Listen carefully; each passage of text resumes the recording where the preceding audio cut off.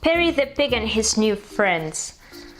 One summer day, a new animal moved into the village in the woods. His name was Perry.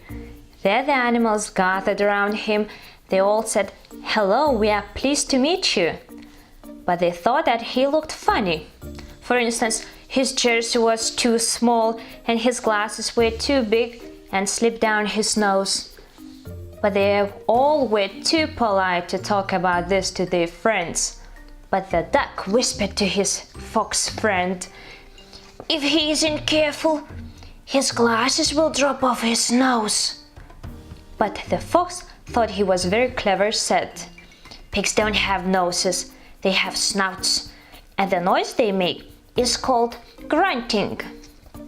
But the owl had heard this and said, "Owls have beaks and we find them very useful. I can do hundreds of things with my beak." But the rabbit, who did not like to hear his friends boasting, asked, "What is the name for the noses of crocodiles and dinosaurs?" But nobody said anything, as no one knew the answer. The next day, the animals played in the playground in the wood. Perry were there too, but they were too busy to ask him to join in their games. "Oh, I'd like to have someone to play with," he thought. What a fantastic day for flying kites! Perry's kite floated high in the sky as he walked to join his new neighbors. His kite rose high in the sky, but soon the wind started to blow strongly and Perry's kite rose higher and higher. Suddenly, Perry began to blow away too. He flew up, up, up in the sky. All the animals just laughed at him. Hooray! It's fishing time! Perry enjoyed the good weather too. But suddenly, oh my! The biggest fish ever started to pull his fishing rod harder and harder until suddenly, splish, splash, splosh, he fell into the water. "What a clumsy piglet!" scoffed the animals. Perry the Pig had never felt so sorry for himself before, so sad and so alone. He didn't want to have them around him anymore. Perry was down, but not for long. Soon Perry had a wonderful idea. "I have found a wonderful tree for my new house," he shouted. And he started to build a new house in the tree. He worked very hard. His new house was little but very cozy. "Wow! How beautiful it is!" he whispered, watching the autumn leaves dancing all around him. Soon winter came. Brrr! "It must be the coldest day ever," he sighed, watching the big snowflakes falling down. But one night it snowed and snowed and snowed. A noise awoke Perry. It was his doorbell ringing. He looked through the window, and what did he see?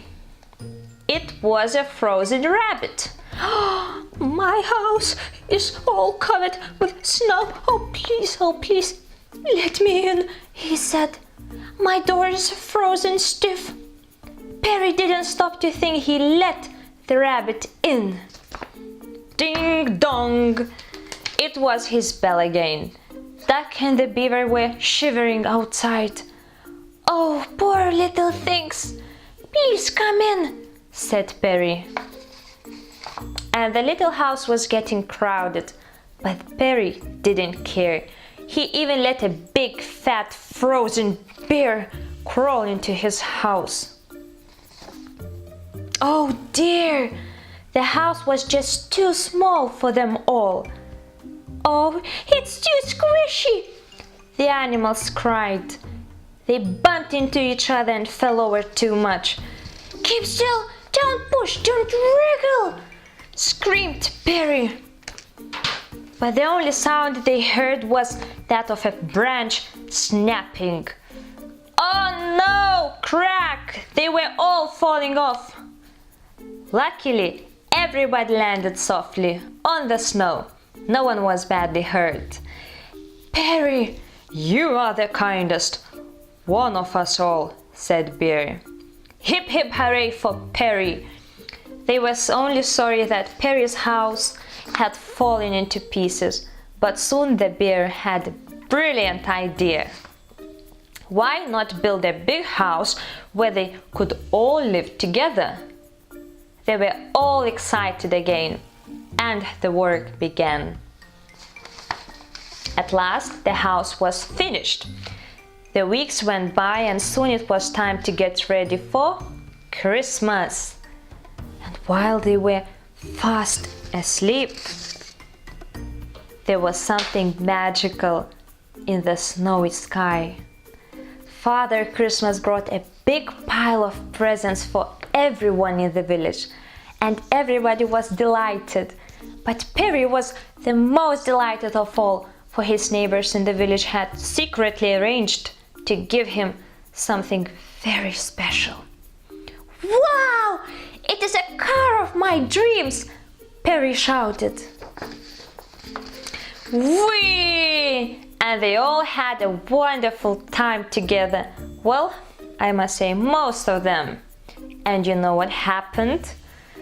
Perry and his new friends lived happily ever after. Well, thank you very much for watching me. All I can hope is you really enjoyed my little book. I really put lots of love into it. Thank you very much. Bye.